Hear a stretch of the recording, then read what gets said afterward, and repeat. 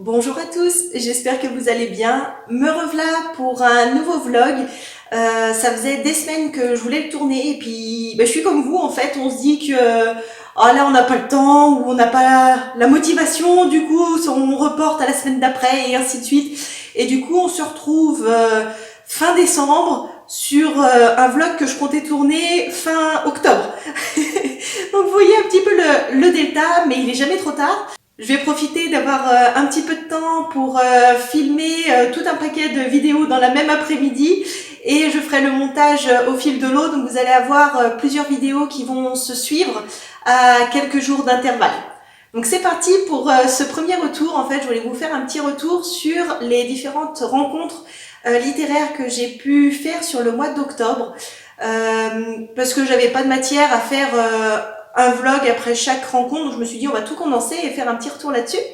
Vous avez certainement déjà vu le vlog que j'avais tourné tout début octobre sur le salon Lire perché dans l'arbre. Donc là on va parler des autres salons qui ont ponctué la suite de l'automne. Alors le premier salon dont on va parler, c'est le salon Le Grenier des Mots à Thaon-les-Vosges. C'est un salon littéraire dont la particularité est vraiment de mettre en avant des auteurs locaux de Lorraine. Ce que j'ai vraiment apprécié, ça a été de rencontrer des personnes vraiment du secteur, hein, parce que Thaon, ça doit être à une demi-heure à peu près de chez moi, donc c'est vraiment des gens, des locaux de l'étape.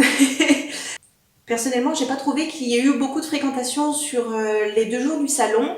Et en fait, ça a été confirmé par les organisateurs qui nous ont dit que les années précédentes, il y avait plus de monde. Donc je pense qu'il y a eu un effet Covid qui est venu mettre un petit peu la pagaille dans ces fréquentations de salons. Les gens ont peut-être pas voulu forcément venir s'enfermer. Il n'y avait pas besoin du pass sanitaire de souvenir. Mais du coup on se retrouvait quand même dans un endroit clos avec le port du masque et du coup les gens ont certainement dû préférer aller dehors parce qu'il faisait super beau ces jours-là. Et pourtant côté communication, les organisateurs du salon avaient fait un sacré boulot.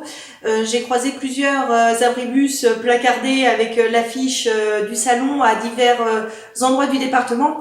Donc c'est vraiment dommage par rapport à l'énergie dépensée d'avoir eu entre guillemets si peu de visiteurs.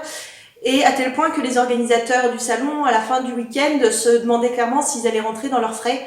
Donc, je sais pas s'ils ont remboursé entre guillemets l'investissement qu'ils ont pu fournir pour organiser ce salon-là. Et j'espère que pour eux et puis pour les auteurs, ce sera plus fructueux l'année prochaine en 2022. Autre date des rencontres de l'automne, ça a été les Imaginales à Épinal. Et là, waouh. Je regrette franchement de ne pas avoir mis les pieds plus tôt dans ce salon-là en tant que lectrice en fait. C'est vraiment un salon magnifique. Alors là pour le coup il était éparpillé sur l'ensemble de la ville d'Épinal avec différentes grandes tentes et il y avait une ambiance étonnante. Je trouverais pas de mots. Dans les rues d'Épinal vous voyez des personnes qui se promenaient habillées en princesse, en roi, en Jedi. Les Imaginales, c'est un salon tourné sur le fantastique, donc il y a des histoires de chevaliers, il y a des histoires complètement futuristes, et ça fait quelque chose de très hétéroclite visuellement, mais en fait où il y a un fil rouge en fait qui relie les différents stands, et également un fil rouge qui relie la passion des gens qui sont là. Visuellement, ça se voit.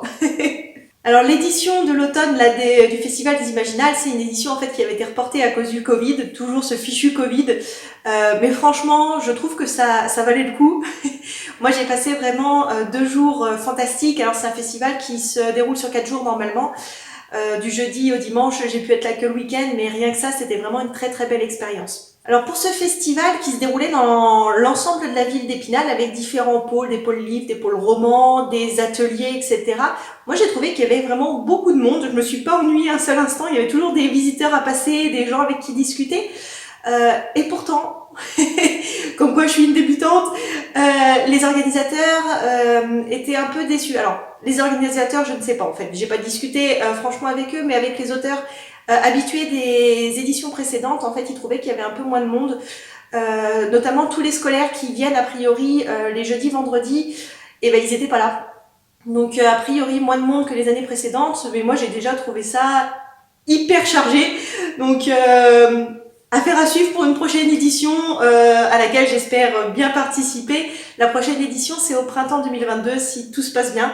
Donc je vous retiendrai au courant si j'y participe ou pas. Mais dans tous les cas, c'est un festival que je vous recommande fortement, rien que pour l'ambiance, même si le monde du fantastique et de l'imaginaire, c'est pas forcément votre truc. Rien que pour l'ambiance, je trouve que ça vaut le détour. C'est un festival auquel je suis vraiment fière d'avoir pu participer parce qu'il regroupe vraiment des pointures de la littérature fantastique et imaginaire. Il y avait des auteurs qui venaient d'un peu partout de France. Et du coup, moi, toute petite, j'étais là dans un petit coin de table et j'étais vraiment toute fière de moi d'être là et de pouvoir discuter avec ces personnes-là qui sont vraiment auteurs professionnels. Parce que oui, je considère que c'est des pointures à partir du moment où les gens, les lecteurs font plus d'1 heure de queue en attendant que leur auteur favori arrive. Donc, vu la taille des queues qu'il y avait pour certains auteurs, ouais, il y avait des gens connus. Et quand je vous dis que c'est un festival vraiment très varié, pendant les 4 jours qu'a duré les Imaginales, il y a eu des tables rondes, par exemple, qui ont été organisées sur des sujets divers et variés, et du coup, ça permet vraiment de toucher différents publics, entre guillemets, hein, sans juger, du simple lecteur qui veut juste venir acheter des livres, à des personnes qui veulent aller étudier plus philosophiquement des questions d'écriture ou autres. Et autre rencontre à laquelle j'ai participé courant d'automne, ça a été une rencontre dédicace au Cultura d'Épinal.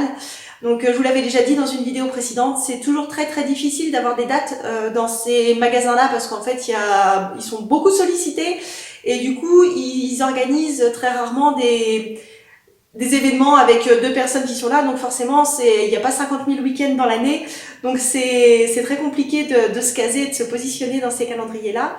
J'ai eu la chance de pouvoir passer une journée complète au Cultura d'Épinal et ça a été une très belle journée parce qu'en fait, à la différence de la rencontre que j'avais pu faire début septembre au Leclerc, où les gens ne venaient pas pour acheter des livres, là en venant au Cultura, ils sont dans une perspective essentiellement d'acheter des bouquins, quels qu'ils soient.